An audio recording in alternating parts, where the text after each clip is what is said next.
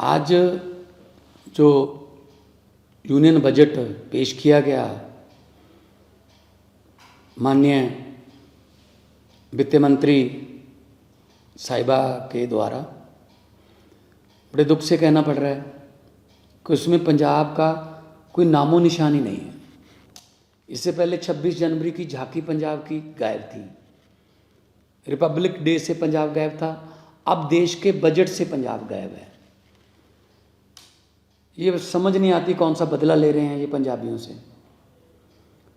हमने, क्योंकि border state है, हमने 1000 करोड़ रुपए की मांग की थी कि बीएसएफ उनको अपग्रेड करने के लिए, मॉडर्नाइजेशन करने के लिए बॉर्डर की, क्योंकि ड्रोन वगैरह बहुत आते हैं, एंटी ड्रोन सिस्टम लॉन्च करने के लिए, उसका नाम भी नहीं लिया गया।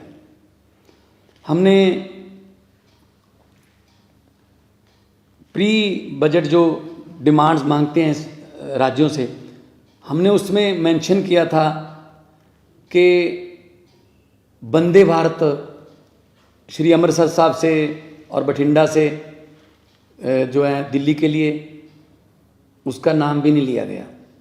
जब मैं बतौर मेंबर पार्लियामेंट वहाँ लोकसभा में था तो मैंने एक आइडिया दिया था जो कि रेलवे मंत्री साहब ने एक्सेप्ट भी किया था कि रिलीजियस टूरिज़्म के लिए बहुत एक 5 तख्तों को जोड़ने वाली एक ट्रेन चले, जो अभी तो जो श्री अमृतसर से नांदेड़ साहब जाती है उसकी 2-2 महीने की बुकिंग है।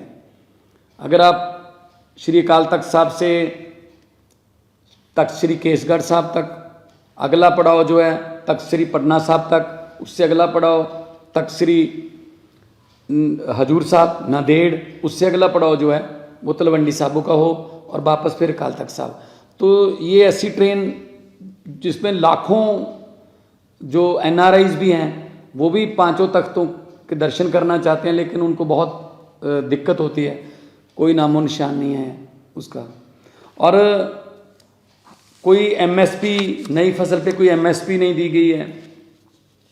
हमने कहा था कि 1500 रुपये पर एकड़ जो पराली जलाने की समस्या है उसमें 1500 रुपये पर एकड़ सेंटर दे दे, बाकी हम दे देंगे, लेकिन उसका भी नाम नहीं लिया गया। किसानों को तो मतलब अपने हाल पे छोड़ दिया गया, किस्मत पे छोड़ दिया गया है। और हम कॉलेज बना रहे हैं, 16 नए मेडिकल कॉलेज बना रहे हैं। इन्होंने कहा है कि जी कि नर्सिंग कॉलेज खोलेंगे, कब से खोलेंगे, कब से वो चल रहे होंगे, कोई उसमें डिटेल नहीं है।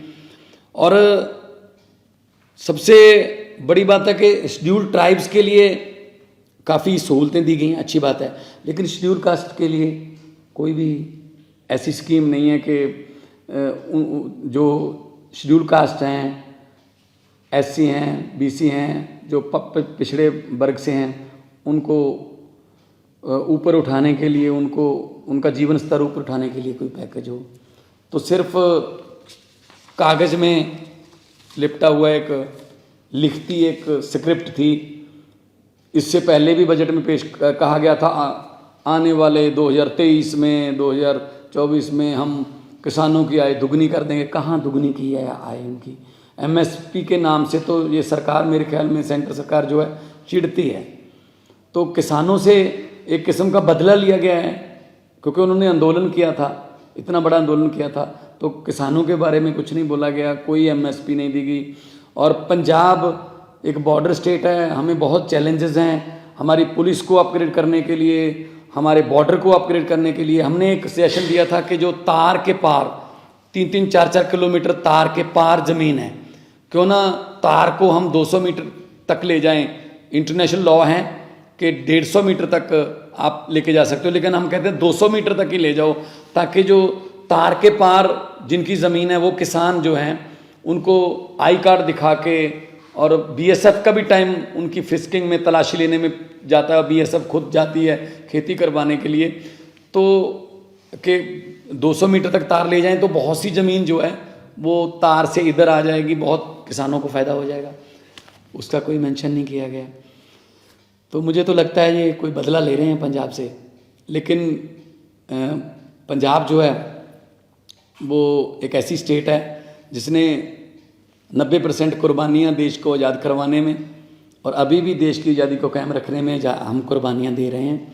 तो ऐसा पंजाब के साथ अन्याय जो है वो अच्छा नहीं है।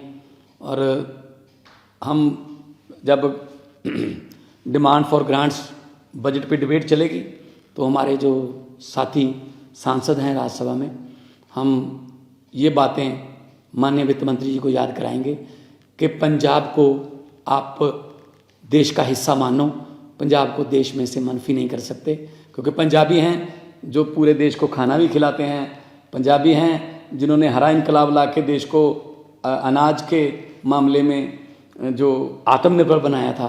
तो अब उनको ऐसे छोड़ना, लावार छोड़ना अच्छी बात नहीं। हर तरह की खबर सब तो पहला वेखण लई सबसक्राइब करो चैनल कांशी टीवी।